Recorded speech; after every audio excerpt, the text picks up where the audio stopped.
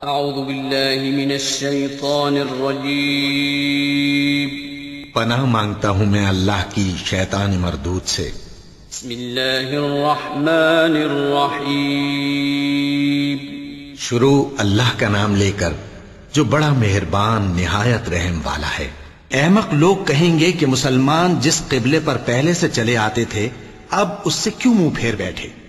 تم کہہ دو کہ مشرق اور مغرب سب اللہ ہی کا ہے، وہ جس کو چاہتا ہے سیدھے رستے پر چلاتا ہے، اور اسی طرح ہم نے تم کو امت معتدل بنایا ہے تاکہ تم لوگوں پر گواہ بنو اور پیغمبر آخر الزمان صلی اللہ علیہ وآلہ وسلم تم پر گواہ بنے۔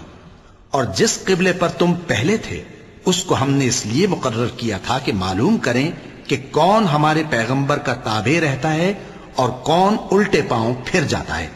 اور یہ بات یعنی تحویل قبلہ لوگوں کو گراں معلوم ہوئی، مگر جن کو اللہ نے ہدایت بخشی ہے وہ اسے گراں نہیں سمجھتے، اور اللہ ایسا نہیں کہ تمہارے ایمان کو یوں ہی ضائع کر دے۔ اللہ تو لوگوں پر بڑا مہربان ہے، صاحب رحمت ہے۔ اے پیغمبر صلی اللہ علیہ وآلہ وسلم، ہم تمہارا آسمان کی طرف منہ اٹھانا دیکھ رہے ہیں، سو ہم تم کو اسی قبلے کی طرف جس کو تم پسند کرتے ہو منہ کرنے کا حکم دیں گے، تو اپنا منہ مسجد حرام یعنی خانہ کعبہ کی طرف پھیر لو، اور تم لوگ جہاں ہوا کرو نماز پڑھنے کے وقت اسی مسجد کی طرف منہ کر لیا کرو۔ اور جن لوگوں کو کتاب دی گئی ہے وہ خوب جانتے ہیں کہ یہ نیا قبلہ ان کے پروردگار کی طرف سے حق ہے، اور جو کام یہ لوگ کرتے ہیں اللہ ان سے بے خبر نہیں۔ اور اگر تم ان اہل کتاب کے پاس تمام نشانیاں بھی لے کر آؤ تو بھی یہ تمہارے قبلے کی پیروی نہ کریں، اور تم بھی ان کے قبلے کی پیروی کرنے والے نہیں ہو، اور ان میں سے بھی بعض کے قبلے کے پیرو نہیں۔ اور اگر تم باوجود اس کے کہ تمہارے پاس علم یعنی اللہ کا حکم آ چکا ہے ان کی خواہشوں کے پیچھے چلو گے تو ظالموں میں ہو جاؤ گے۔ جن لوگوں کو ہم نے کتاب دی ہے وہ ان پیغمبر آخر الزمان صلی اللہ علیہ وآلہ وسلم کو اس طرح پہچانتے ہیں جس طرح اپنے بیٹوں کو پہچانا کرتے ہیں، مگر ایک فریق ان میں سے سچی بات کو جان بوجھ کر چھپا رہا ہے۔ اے پیغمبر صلی اللہ علیہ وآلہ وسلم، یہ نیا قبلہ تمہارے پروردگار کی طرف سے حق ہے، تو تم ہرگز شک کرنے والوں میں نہ ہونا، اور ہر ایک شخص کے لیے ایک سمت مقرر ہے جدھر وہ عبادت کے وقت منہ کیا کرتا ہے، تو تم نیکیوں میں سبقت حاصل کرو۔ تم جہاں ہوگے اللہ تم سب کو جمع کرے گا، بے شک اللہ ہر چیز پر قادر ہے۔ اور تم جہاں سے نکلو نماز میں اپنا منہ مسجد حرام کی طرف کر لیا کرو، بے شبہ یہ تمہارے پروردگار کی طرف سے حق ہے، اور تم لوگ جو کچھ کرتے ہو اللہ اس سے بے خبر نہیں۔ اور تم جہاں سے نکلو مسجد حرام کی طرف منہ کر کے نماز پڑھا کرو، اور مسلمانوں تم جہاں ہوا کرو اسی مسجد کی طرف رخ کیا کرو۔ یہ تاکید اس لیے کی گئی ہے کہ لوگ تم کو کسی طرح کا الزام نہ دے سکیں، مگر ان میں سے جو ظالم ہیں وہ الزام دیں تو دیں، سو ان سے مت ڈرنا اور مجھی سے ڈرتے رہنا، اور یہ بھی مقصود ہے کہ میں تم کو اپنی تمام نعمتیں بخشوں، اور یہ بھی کہ تم راہ راست پر چلو۔ جس طرح من جملہ اور نعمتوں کے ہم نے تمہیں میں سے ایک رسول بھیجے ہیں جو تم کو ہماری آیتیں پڑھ پڑھ کر سناتے اور تمہیں پاک بناتے، اور کتاب یعنی قرآن اور دانائی سکھاتے ہیں، اور ایسی باتیں بتاتے ہیں جو تم پہلے نہیں جانتے تھے، سو تم مجھے یاد کیا کرو، میں تمہیں یاد کیا کروں گا، اور میرا احسان مانتے رہنا اور میری ناشکری نہ کرنا۔ اے ایمان والو، صبر اور نماز سے مدد لیا کرو، بے شک اللہ صبر کرنے والوں کے ساتھ ہے۔ اور جو لوگ اللہ کی راہ میں مارے جائیں ان کی نسبت یہ نہ کہنا کہ وہ مرے ہوئے ہیں، وہ مردہ نہیں بلکہ زندہ ہیں، لیکن تم کو شعور نہیں۔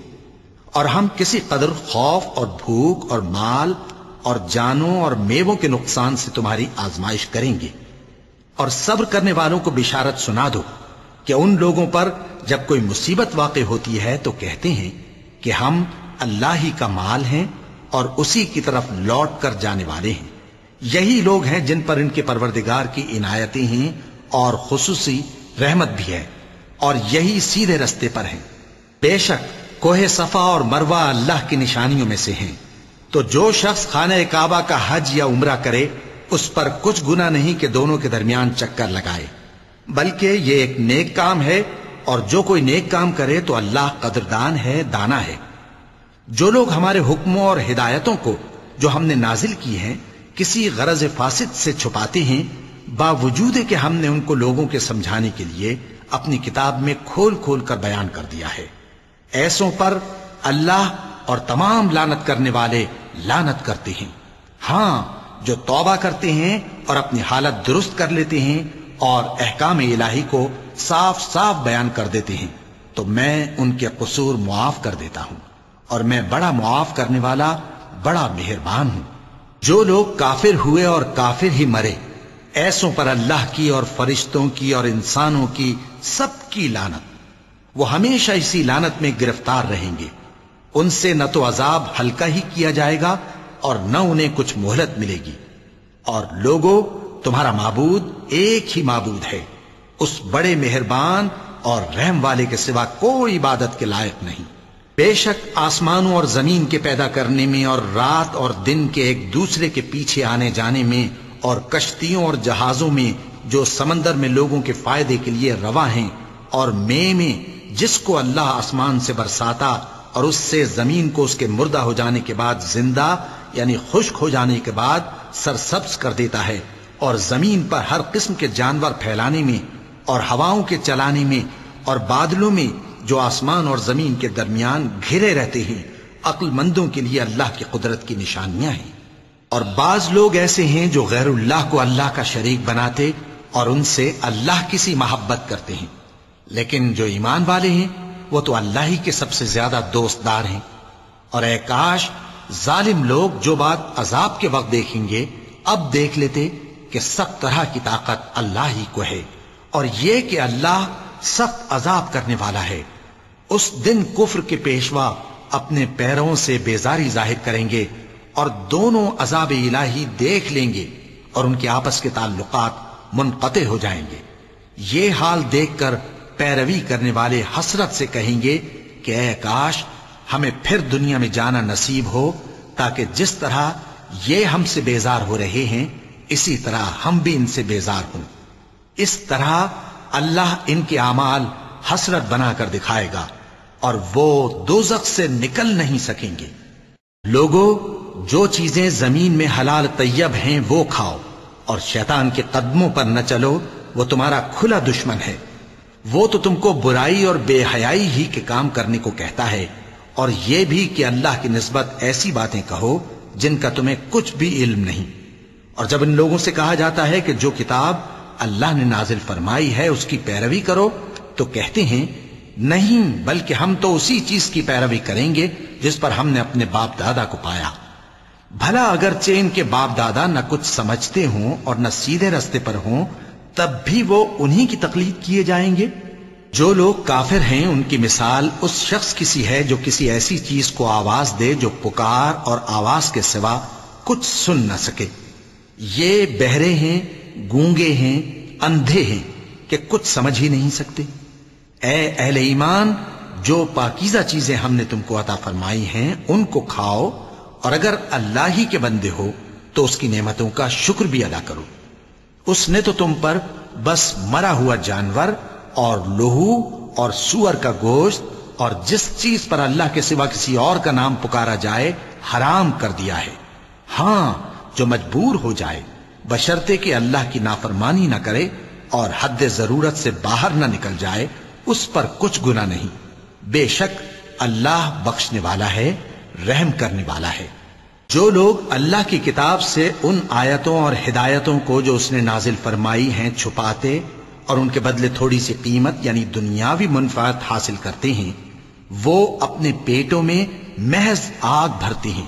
ایسے لوگوں سے اللہ قیامت کے دن نہ کلام کرے گا اور نہ ان کو گناہوں سے پاک کرے گا، اور ان کے لیے دکھ دینے والا عذاب ہے۔ یہ وہ لوگ ہیں جنہوں نے ہدایت چھوڑ کر گمراہی اور بخشش چھوڑ کر عذاب خرید لیا۔ یہ آتش جہنم کی کیسی برداشت کرنے والے ہیں۔ یہ اس لیے کہ اللہ نے کتاب سچائی کے ساتھ نازل فرمائی، اور جن لوگوں نے اس کتاب میں اختلاف کیا وہ ضد میں آ کر نیکی سے دور ہو گئے ہیں۔ نیکی یہی نہیں کہ تم مشرق و مغرب کو قبلہ سمجھ کر ان کی طرف منہ کر لو، بلکہ نیکی یہ ہے کہ لوگ اللہ پر اور روز آخر پر اور فرشتوں پر اور اللہ کی کتاب پر اور پیغمبروں پر ایمان لائیں، اور مال باوجود عزیز رکھنے کے رشتہ داروں اور یتیموں اور محتاجوں اور مسافروں اور مانگنے والوں کو دیں، اور گردنوں کے چھڑانے میں خرچ کریں، اور نماز پڑھیں اور زکوٰۃ دیں، اور جب عہد کر لیں تو اس کو پورا کریں، اور سختی اور تکلیف میں اور جنگ کے وقت ثابت قدم رہیں۔ یہی لوگ ہیں جو ایمان میں سچے ہیں، اور یہی ہیں جو اللہ سے ڈرنے والے ہیں۔ مومنوں، تم کو مقتولوں کے بارے میں قصاص یعنی خون کے بدلے خون کا حکم دیا جاتا ہے، اس طرح پر کہ آزاد کے بدلے آزاد مارا جائے، اور غلام کے بدلے غلام، اور عورت کے بدلے عورت۔ اور اگر قاتل کو اس کے مقتول بھائی کے قصاص میں سے کچھ معاف کر دیا جائے تو وارث مقتول کو پسندیدہ طریق سے قرارداد کی پیروی یعنی مطالبہ خون بہا کرنا اور قاتل کو خوشخوئی کے ساتھ ادا کرنا چاہیے۔ یہ تمہارے پروردگار کی طرف سے تمہارے لیے آسانی اور مہربانی ہے۔ اب جو اس کے بعد زیادتی کرے اس کے لیے دکھ کا عذاب ہے۔ اور اے اہل عقل، حکم قصاص میں تمہاری زندگانی ہے کہ تم قتل و خونریزی سے بچو۔ تم پر فرض کیا جاتا ہے کہ جب تم میں سے کسی کو موت کا وقت آ جائے تو اگر وہ کچھ مال چھوڑ جانے والا ہو تو ماں باپ اور رشتہ داروں کے لیے دستور کے مطابق وصیت کر جائے۔ اللہ سے ڈرنے والوں پر یہ ایک حق ہے۔ پھر جو شخص وصیت کو سننے کے بعد اس کو بدل ڈالے تو اس کے بدلنے کا گناہ انہی لوگوں پر ہے جو اس کو بدلیں، اور بے شک اللہ سنتا جانتا ہے۔ اب اگر کسی کو وصیت کرنے والے کی طرف سے کسی وارث کی طرفداری یا حق تلفی کا اندیشہ ہو تو اگر وہ وصیت کو بدل کر وارثوں میں صلح کرا دے تو اس پر کچھ گناہ نہیں، بے شک اللہ بخشنے والا ہے، رحم والا ہے۔ مومنوں، تم پر روزے فرض کیے گئے ہیں جس طرح تم سے پہلے لوگوں پر فرض کیے گئے تھے تاکہ تم پرہیزگار بنو۔ روزوں کے دن گنتی کے چند روز ہیں، تو جو شخص تم میں سے بیمار ہو یا سفر میں ہو تو دوسرے دنوں میں روزوں کا شمار پورا کر لے۔ اور جو لوگ روزہ رکھنے کی طاقت رکھیں لیکن رکھیں نہیں، وہ روزے کے بدلے محتاج کو کھانا کھلا دیں۔ اور جو کوئی اپنی مرضی سے زیادہ نیکی کرے تو اس کے حق میں زیادہ اچھا ہے، اور اگر سمجھو تو روزہ رکھنا ہی تمہارے حق میں بہتر ہے۔ روزوں کا مہینہ رمضان کا مہینہ ہے جس میں قرآن اول نازل ہوا، جو لوگوں کا رہنما ہے اور جس میں ہدایت کی کھلی نشانیاں ہیں اور جو حق و باطل کو الگ الگ کرنے والا ہے۔ تو جو کوئی تم میں سے اس مہینے میں موجود ہو چاہیے کہ پورے مہینے کے روزے رکھے، اور جو بیمار ہو یا سفر میں ہو تو دوسرے دنوں میں روزے رکھ کر ان کا شمار پورا کر لے۔ اللہ تمہارے حق میں آسانی چاہتا ہے اور سختی نہیں چاہتا، اور یہ آسانی کا حکم اس لیے دیا گیا ہے کہ تم روزوں کا شمار پورا کر لو، اور اس احسان کے بدلے کہ اللہ نے تم کو ہدایت بخشی ہے تم اس کو بزرگی سے یاد کرو اور اس کا شکر کرو۔ اور اے پیغمبر، جب تم سے میرے بندے میرے بارے میں دریافت کریں تو انہیں معلوم ہو کہ میں تو تمہارے پاس ہی ہوں۔ جب کوئی پکارنے والا مجھے پکارتا ہے تو میں اس کی دعا قبول کرتا ہوں۔ تو ان کو چاہیے کہ میرے حکموں کو مانیں اور مجھ پر ایمان رکھیں تاکہ نیک رستہ پائیں۔ روزوں کی راتوں میں تمہارے لیے اپنی عورتوں کے پاس جانا جائز کر دیا گیا ہے، وہ تمہاری پوشاک ہیں اور تم ان کی پوشاک ہو۔ اللہ کو معلوم ہے کہ تم ان کے پاس جانے سے اپنے حق میں خیانت کرتے تھے، سو اس نے تم پر مہربانی کی اور تمہاری حرکات سے درگزر فرمائی، تو اب تم کو اختیار ہے کہ ان سے مباشرت کرو۔ اور اللہ نے جو چیز تمہارے لیے لکھ رکھی ہے یعنی اولاد، اس کو اللہ سے طلب کرو اور کھاؤ اور پیو، یہاں تک کہ صبح کی سفید دھاری رات کی سیاہ دھاری سے الگ نظر آنے لگے۔ پھر روزہ رکھ کر رات تک پورا کرو، اور جب تم مسجدوں میں اعتکاف بیٹھتے ہو تو ان سے مباشرت نہ کرو، یہ اللہ کی حدیں ہیں، ان کے پاس نہ جانا۔ اسی طرح اللہ اپنی آیتیں لوگوں کے سمجھانے کے لیے کھول کھول کر بیان فرماتا ہے تاکہ وہ پرہیزگار بنے۔ اور آپس میں ایک دوسرے کا مال ناحق نہ کھاؤ، اور نہ اس کو رشوتاً حاکموں کے پاس پہنچاؤ تاکہ لوگوں کے مال کا کچھ حصہ ناجائز طور پر کھا جاؤ، اور اسے تم جانتے بھی ہو۔ اے پیغمبر، لوگ تم سے نئے چاند کے بارے میں دریافت کرتے ہیں کہ گھٹتا بڑھتا کیوں ہے۔ کہہ دو کہ وہ لوگوں کے کاموں کی میعادیں اور حج کے وقت معلوم ہونے کا ذریعہ ہے، اور نیکی اس بات میں نہیں کہ احرام کی حالت میں گھروں میں ان کے پچھواڑے کی طرف سے آؤ، بلکہ نیکوکار وہ ہے جو پرہیزگار ہو، اور گھروں میں ان کے دروازوں سے آیا کرو اور اللہ سے ڈرتے رہو تاکہ کامیاب ہو جاؤ۔ اور جو لوگ تم سے لڑتے ہیں تم بھی اللہ کی راہ میں ان سے لڑو، مگر زیادتی نہ کرنا کہ اللہ زیادتی کرنے والوں کو دوست نہیں رکھتا۔ اور ان کو جہاں پاؤ قتل کر دو، اور جہاں سے انہوں نے تم کو نکالا ہے یعنی مکے سے، وہاں سے تم بھی ان کو نکال دو۔ اور دین سے گمراہ کرنے کا فساد قتل و خونریزی سے کہیں بڑھ کر ہے۔ اور جب تک وہ تم سے مسجد حرام یعنی خانہ کعبہ کے پاس نہ لڑیں تم بھی وہاں ان سے نہ لڑنا۔ ہاں اگر وہ تم سے لڑیں تو تم ان کو قتل کر ڈالو، کافروں کی یہی سزا ہے۔ پھر اگر وہ باز آ جائیں تو اللہ بخشنے والا ہے، رحم کرنے والا ہے۔ اور ان سے اس وقت تک لڑتے رہنا کہ فساد نابود ہو جائے اور ملک میں اللہ ہی کا دین غالب ہو جائے۔ پھر اگر وہ فساد سے باز آ جائیں تو ظالموں کے سوا کسی پر زیادتی نہیں کرنی چاہیے۔ ادب کا مہینہ ادب کے مہینے کے مقابل ہے، اور ادب کی چیزیں ایک دوسرے کا بدلہ ہیں۔ پس اگر کوئی تم پر زیادتی کرے تو جیسی زیادتی وہ تم پر کرے ویسی ہی تم اس پر کرو، اور اللہ سے ڈرتے رہو اور جان رکھو کہ اللہ ڈرنے والوں کے ساتھ ہے۔ اور اللہ کی راہ میں مال خرچ کرو اور اپنے آپ کو ہلاکت میں نہ ڈالو، اور نیکی کرو، بے شک اللہ نیکی کرنے والوں کو دوست رکھتا ہے۔ اور اللہ کی خوشنودی کے لیے حج اور عمرے کو پورا کرو، اور اگر راستے میں روک لیے جاؤ تو جیسی قربانی میسر ہو کر دو، اور جب تک قربانی اپنے مقام پر نہ پہنچ جائے سر نہ منڈاؤ۔ اور اگر کوئی تم میں بیمار ہو یا اس کے سر میں کسی طرح کی تکلیف ہو تو اگر وہ سر منڈا لے تو اس کے بدلے روزے رکھے یا صدقہ دے یا قربانی کرے۔ پھر جب تکلیف دور ہو کر تم مطمئن ہو جاؤ تو جو تم میں حج کے وقت تک عمرے سے فائدہ اٹھانا چاہے وہ جیسی قربانی میسر ہو کرے، اور جس کو قربانی نہ ملے وہ 3 روزے ایام حج میں رکھے اور 7 جب واپس ہو، یہ پورے 10 ہوئے۔ یہ حکم اس شخص کے لیے ہے جس کے اہل و عیال مکے میں نہ رہتے ہوں۔ اور اللہ سے ڈرتے رہو اور جان رکھو کہ اللہ سخت عذاب دینے والا ہے۔ حج کے مہینے معین ہیں جو معلوم ہیں، تو جو شخص ان مہینوں میں حج کی نیت کر لے تو حج کے دنوں میں نہ عورتوں سے اختلاط کرے، نہ کوئی برا کام کرے اور نہ کسی سے جھگڑے۔ اور جو نیک کام تم کرو گے وہ اللہ کو معلوم ہو جائے گا۔ اور زاد راہ یعنی رستے کا خرچ ساتھ لے جاؤ، کیونکہ بہترین زاد راہ پرہیزگاری ہے۔ اور اے اہل عقل مجھی سے ڈرتے رہو، اس کا تمہیں کچھ گناہ نہیں کہ حج کے دنوں میں بذریعہ تجارت اپنے پروردگار سے روزی طلب کرو۔ اور جب عرفات سے واپس ہونے لگو تو مشعر حرام یعنی مزدلفہ میں اللہ کا ذکر کرو، اور اس طرح ذکر کرو جس طرح اس نے تم کو سکھایا، اور اس سے پیشتر تم لوگ ان طریقوں سے محض ناواقف تھے۔ پھر جہاں سے اور لوگ واپس ہوں وہیں سے تم بھی واپس ہو، اور اللہ سے بخشش مانگو، بے شک اللہ بخشنے والا ہے، رحمت کرنے والا ہے۔ پھر جب حج کے تمام ارکان پورے کر چکو تو مینا میں اللہ کو یاد کرو جس طرح اپنے باپ دادا کو یاد کیا کرتے تھے، بلکہ اس سے بھی زیادہ۔ اور بعض لوگ ایسے ہیں جو اللہ سے التجا کرتے ہیں کہ اے پروردگار ہم کو جو دینا ہے دنیا ہی میں دے دے، اور ایسے لوگوں کا آخرت میں کچھ حصہ نہیں۔ اور بعض ایسے ہیں کہ دعا کرتے ہیں کہ پروردگار ہم کو دنیا میں بھی نعمت عطا فرما اور آخرت میں بھی نعمت بخشیو اور دوزخ کے عذاب سے محفوظ رکھیو۔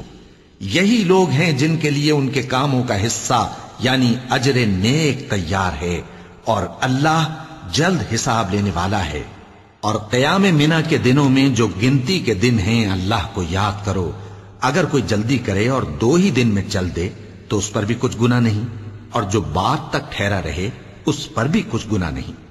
یہ باتیں اس شخص کے لیے ہیں جو اللہ سے ڈرے، اور تم لوگ اللہ سے ڈرتے رہو اور جان رکھو کہ تم سب اس کے پاس جمع کیے جاؤ گے۔ اور کوئی شخص تو ایسا ہے جس کی گفتگو دنیا کی زندگی میں تم کو دلکش معلوم ہوتی ہے اور وہ اپنے معافی ضمیر پر یعنی اس بات پر جو اس کے دل میں ہے اللہ کو گواہ بناتا ہے، حالانکہ وہ سخت جھگڑالو ہے۔ اور جب پیٹ پھیر کر چلا جاتا ہے تو زمین میں دوڑتا پھرتا ہے تاکہ اس میں فتنہ انگیزی کرے اور کھیتی کو برباد اور انسانوں اور حیوانوں کی نسل کو نابود کر دے، اور اللہ فتنہ انگیزی کو پسند نہیں کرتا۔ اور جب اس سے کہا جاتا ہے کہ اللہ سے خوف کر تو غرور اس کو گناہ میں پھنسا دیتا ہے، سو اس کو جہنم کافی ہے اور وہ بہت برا ٹھکانہ ہے۔ اور کوئی شخص ایسا ہے کہ اللہ کی خوشنودی حاصل کرنے کے لیے اپنی جان بیچ ڈالتا ہے، اور اللہ بندوں پر بہت مہربان ہے۔ مومنو، اسلام میں پورے پورے داخل ہو جاؤ اور شیطان کے پیچھے نہ چلو، وہ تو تمہارا کھلا دشمن ہے۔ پھر اگر تم احکام روشن پہنچ جانے کے بعد لڑکھڑا جاؤ تو جان رکھو کہ اللہ غالب ہے، حکمت والا ہے۔ کیا یہ لوگ اسی بات کے منتظر ہیں کہ ان پر اللہ کا عذاب بادل کے سائبانوں میں آ نازل ہو اور فرشتے بھی اتر آئیں اور کام تمام کر دیا جائے؟ اور سب کاموں کا رجوع اللہ ہی کی طرف ہے۔ اے پیغمبر، بنی اسرائیل سے پوچھو کہ ہم نے ان کو کتنی کھلی نشانیاں دیں، اور جو شخص اللہ کی نعمت کو اپنے پاس آنے کے بعد بدل دے تو اللہ سخت عذاب کرنے والا ہے۔ اور جو کافر ہیں ان کے لیے دنیا کی زندگی خوشنما کر دی گئی ہے اور وہ مومنوں سے تمسخر کرتی ہیں، لیکن جو پرہیزگار ہیں وہ قیامت کے دن ان سے اوپر ہوں گے۔ اور اللہ جس کو چاہتا ہے بے حساب رزق دیتا ہے۔ پہلے تو سب لوگوں کا ایک ہی مذہب تھا، لیکن وہ آپس میں اختلاف کرنے لگے تو اللہ نے ان کی طرف بشارت دینے والے اور ڈر سنانے والے پیغمبر بھیجے اور ان پر سچائی کے ساتھ کتابیں نازل کی تاکہ جن امور میں لوگ اختلاف کرتے تھے ان کا ان میں فیصلہ کر دے۔ اور اس میں اختلاف بھی انہی لوگوں نے کیا جن کو کتاب دی گئی تھی، باوجود کہ ان کے پاس کھلے ہوئے احکام آ چکے تھے، اور یہ اختلاف انہوں نے صرف آپس کی ضد سے کیا۔ تو جس امر حق میں وہ اختلاف کرتے تھے اللہ نے اپنی مہربانی سے مومنوں کو اس کی راہ دکھا دی، اور اللہ جس کو چاہتا ہے سیدھا رستہ دکھا دیتا ہے۔ کیا تم یہ خیال کرتے ہو کہ یوں ہی بہشت میں داخل ہو جاؤ گے، اور ابھی تم کو پہلے لوگوں کی سی مشکلیں تو پیش آئی ہی نہیں؟ ان کو بڑی بڑی سختیاں اور تکلیفیں پہنچیں اور وہ صعوبتوں میں ہلا ہلا دیے گئے، یہاں تک کہ پیغمبر اور مومن لوگ جو ان کے ساتھ تھے سب پکار اٹھے کہ کب اللہ کی مدد آئے گی۔ دیکھو اللہ کی مدد ان قریب آیا چاہتی ہے۔ اے نبی، لوگ تم سے پوچھتے ہیں کہ اللہ کی راہ میں کس طرح کا مال خرچ کریں۔ کہہ دو کہ جو چاہو خرچ کرو، لیکن جو مال خرچ کرنا چاہو وہ درجہ بدرجہ اہل استحقاق یعنی ماں باپ کو اور قریب کے رشتہ داروں کو اور یتیموں کو اور محتاجوں کو اور مسافروں کو سب کو دو، اور جو بھلائی تم کرو گے اللہ اس کو جانتا ہے۔ مسلمانوں، تم پر اللہ کے رستے میں لڑنا فرض کر دیا گیا ہے، اور وہ تمہیں ناگوار تو ہوگا، مگر عجب نہیں کہ ایک چیز تم کو بری لگے اور وہ تمہارے حق میں بھلی ہو، اور عجب نہیں کہ ایک چیز تم کو بھلی لگے اور وہ تمہارے لیے مضر ہو، اور ان باتوں کو اللہ ہی بہتر جانتا ہے اور تم نہیں جانتے۔ اے پیغمبر، لوگ تم سے عزت والے مہینوں میں لڑائی کرنے کے بارے میں دریافت کرتے ہیں، کہہ دو کہ ان میں لڑنا بڑا گناہ ہے، اور اللہ کی راہ سے روکنا اور اس سے کفر کرنا اور مسجد حرام یعنی خانہ کعبہ میں جانے سے بند کرنا اور اہل مسجد کو اس میں سے نکال دینا جو یہ کفار کرتے ہیں، اللہ کے نزدیک اس سے بھی زیادہ گناہ ہے، اور فتنہ انگیزی خونریزی سے بھی بڑھ کر ہے۔ اور یہ لوگ ہمیشہ تم سے لڑتے رہیں گے، یہاں تک کہ اگر مقدور رکھیں تو تم کو تمہارے دین سے پھیر دیں، اور جو کوئی تم میں سے اپنے دین سے پھر کر کافر ہو جائے گا اور کافر ہی مرے گا تو ایسے لوگوں کے اعمال دنیا اور آخرت دونوں میں برباد ہو جائیں گے، اور یہی لوگ دوزخ میں جانے والے ہیں جس میں ہمیشہ رہیں گے۔ جو لوگ ایمان لائے اور اللہ کے لیے وطن چھوڑ گئے اور کفار سے جنگ کرتے رہے وہی اللہ کی رحمت کے امیدوار ہیں، اور اللہ بخشنے والا ہے، رحمت کرنے والا ہے۔ اے پیغمبر، لوگ تم سے شراب اور جوئے کا حکم دریافت کرتے ہیں، کہہ دو کہ ان میں گناہ بڑے ہیں اور لوگوں کے لیے کچھ فائدے بھی ہیں، مگر ان کے گناہ فائدوں سے کہیں زیادہ ہیں۔ اور یہ بھی تم سے پوچھتے ہیں کہ اللہ کی راہ میں کون سا مال خرچ کریں، کہہ دو کہ جو ضرورت سے زیادہ ہو. اس طرح اللہ تمہارے لیے اپنے احکام کھول کھول کر بیان فرماتا ہے تاکہ تم سوچو، یعنی دنیا اور آخرت کی باتوں میں غور کرو. اور تم سے یتیموں کے بارے میں بھی دریافت کرتے ہیں، کہہ دو کہ ان کی حالت کی اصلاح بہت اچھا کام ہے، اور اگر تم ان سے مل جل کر رہنا یعنی خرچ اکٹھا رکھنا چاہو تو وہ تمہارے بھائی ہیں، اور اللہ خوب جانتا ہے کہ خرابی کرنے والا کون ہے اور اصلاح کرنے والا کون. اور اگر اللہ چاہتا تو تم کو تکلیف میں ڈال دیتا، بے شک اللہ غالب ہے، حکمت والا ہے. اور مومنوں مشرک عورتوں سے جب تک وہ ایمان نہ لائیں نکاح نہ کرنا، کیونکہ مشرک عورت خواہ تم کو کیسی ہی بھلی لگے اس سے مومن لونڈی بہتر ہے. اور اسی طرح مشرک مرد جب تک ایمان نہ لائیں مومن عورتوں کو ان کی زوجیت میں نہ دینا، کیونکہ مشرک مرد سے خواہ وہ تم کو کیسا ہی بھلا لگے مومن غلام بہتر ہے. یہ مشرک لوگوں کو دوزخ کی طرف بلاتے ہیں، اور اللہ اپنی مہربانی سے بہشت اور بخشش کی طرف بلاتا ہے، اور اپنے حکم لوگوں سے کھول کھول کر بیان کرتا ہے تاکہ نصیحت حاصل کریں. اور تم سے حیض کے بارے میں دریافت کرتے ہیں، کہہ دو وہ تو نجاست ہے، سو ایام حیض میں عورتوں سے کنارہ کش رہو، اور جب تک وہ پاک نہ ہو جائیں ان سے مقاربت نہ کرو. ہاں جب وہ پاک ہو جائیں تو جس طریق سے اللہ نے تمہیں ارشاد فرمایا ہے ان کے پاس جاؤ.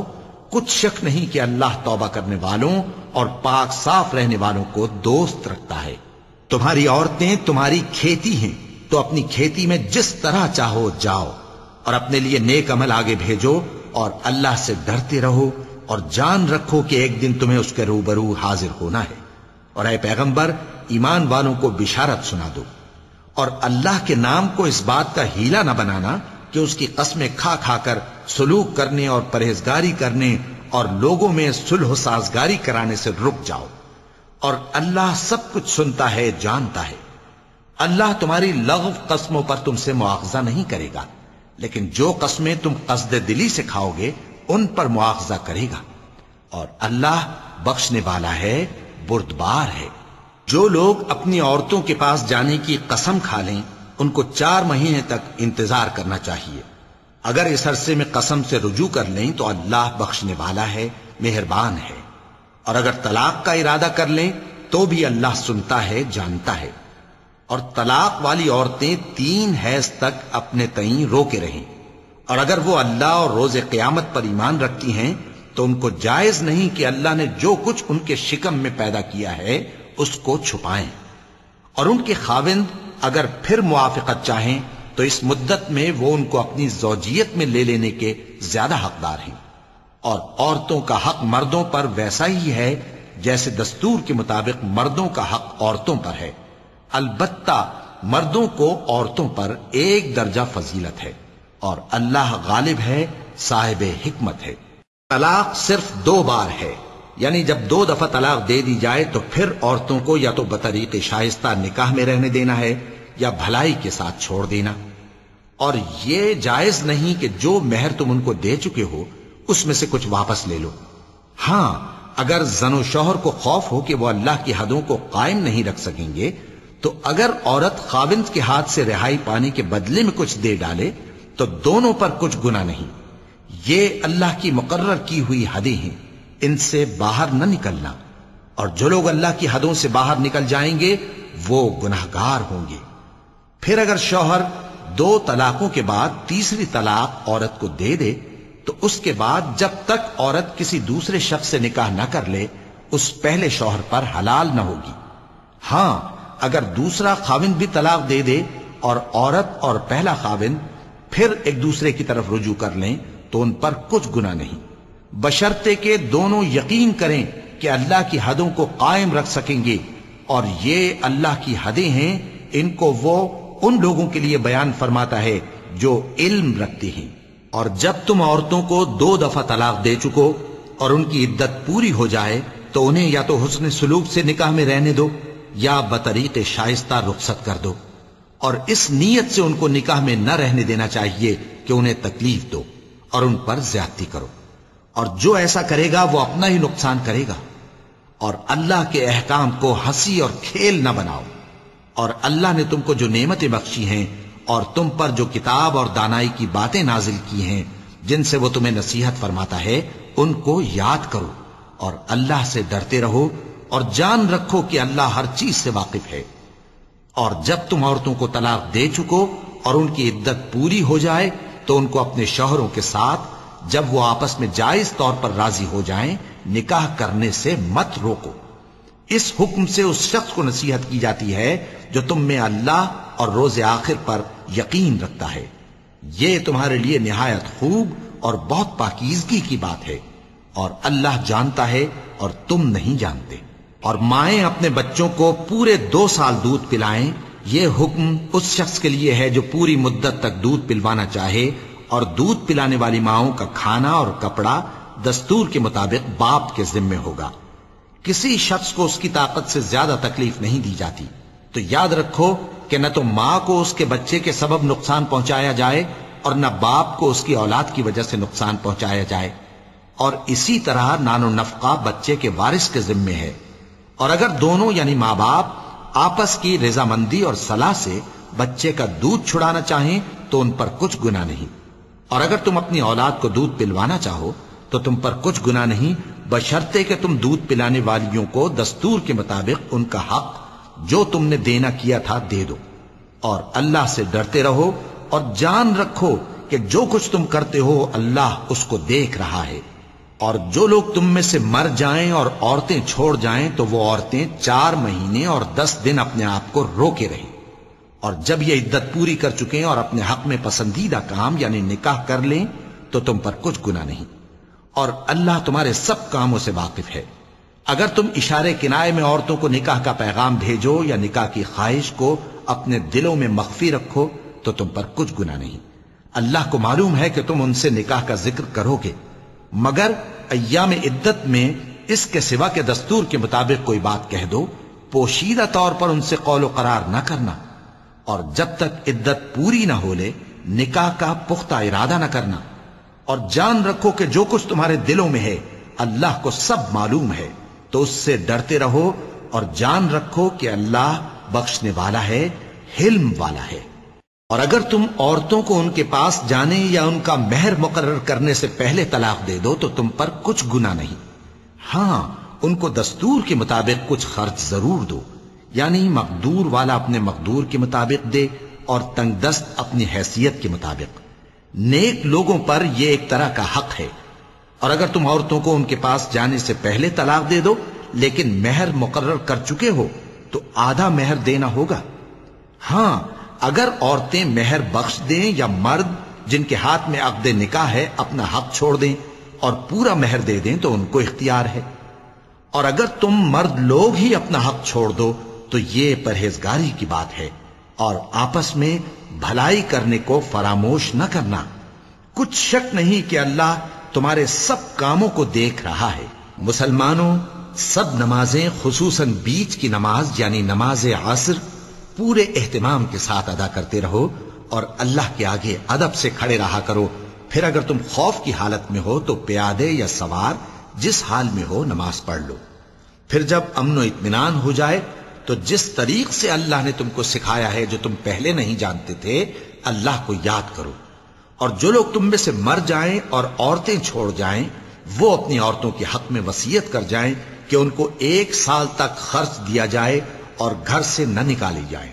ہاں اگر وہ خود گھر سے چلی جائیں اور اپنے حق میں پسندیدہ کام یعنی نکاح کر لیں تو تم پر کچھ گناہ نہیں، اور اللہ زبردست ہے، حکمت والا ہے۔ اور مطلقہ عورتوں کو بھی دستور کے مطابق نان و نفقہ دینا چاہیے، پرہیزگاروں پر یہ بھی حق ہے۔ اسی طرح اللہ اپنے احکام تمہارے لیے بیان فرماتا ہے تاکہ تم سمجھو۔ بھلا تم نے ان لوگوں کو نہیں دیکھا جو شمار میں ہزاروں ہی تھے اور موت کے ڈر سے اپنے گھروں سے نکل بھاگے تھے؟ تو اللہ نے ان کو حکم دیا کہ مر جاؤ، پھر ان کو زندہ بھی کر دیا۔ کچھ شک نہیں کہ اللہ لوگوں پر مہربانی رکھتا ہے، لیکن اکثر لوگ شکر نہیں کرتے۔ اور مسلمانوں، اللہ کی راہ میں جہاد کرو اور جان رکھو کہ اللہ سب کچھ سنتا ہے، سب کچھ جانتا ہے۔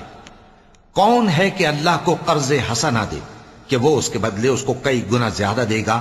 اور اللہ ہی روزی کو تنگ کرتا اور وہی اسے کشادہ کرتا ہے، اور تم اسی کی طرف لوٹ کر جاؤ گے۔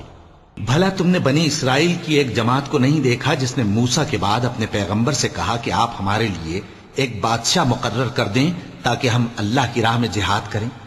پیغمبر نے کہا کہ اگر تم کو جہاد کا حکم دیا جائے تو ایسا تو نہیں کہ لڑنے سے پہلو تہی کرو۔